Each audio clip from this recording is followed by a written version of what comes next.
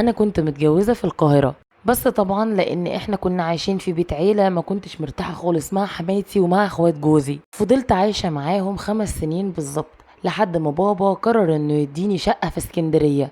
قال لي كده كده بعد عمر طويل ليا الشقة دي هتبقى بتاعتك، خديها من دلوقتي وارتاحي يا بنتي، انتي بقى عندك عيال وانا مش عايزلك خراب. ساعتها انا كنت ممتنة جدا لبابا لانه انقذني، علشان فعلا انا كنت عايزة اتطلق.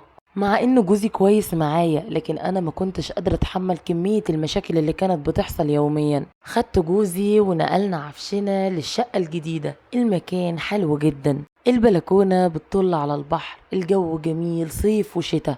لكن للأسف الحلو ما بيكملش، لأن أهل جوزي بقوا يجولي كل صيف بحجة إن هم عايزين يصيفوا، وطبعا بيرموها علينا في الأكل وفي الشرب وفي كل حاجة. جوزي في الفترة اللي بيقعدوا فيها بيضطر يستلف من ده ومن ده علشان بس يمشي الدنيا. اما انا بقى غسيل وطبيخ وترويق وكل يوم برضو مشاكل، بفضل حاطه في نفسي وما برضاش اتكلم، علشان طبعا لو اتكلمت جوزي هيزعل وهياخد الموضوع بحساسيه.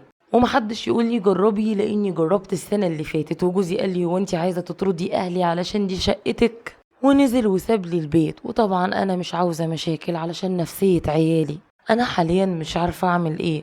بفكر اقول لجوزي يروح يقعد عند اهله في الصيف وانا اروح اقعد عند اهلي، بس لو عملت كده الصيف ده هعمل كده ازاي الصيف اللي بعده واللي بعده؟ انا عاوزه حل يكون مناسب بس في نفس الوقت جوزي ما يزعلش مني، لانه بجد حنين عليا جدا وعمره ما زعلني ودايما بيكرم اهلي. علشان يا ريت تقولوا لي اعمل ايه.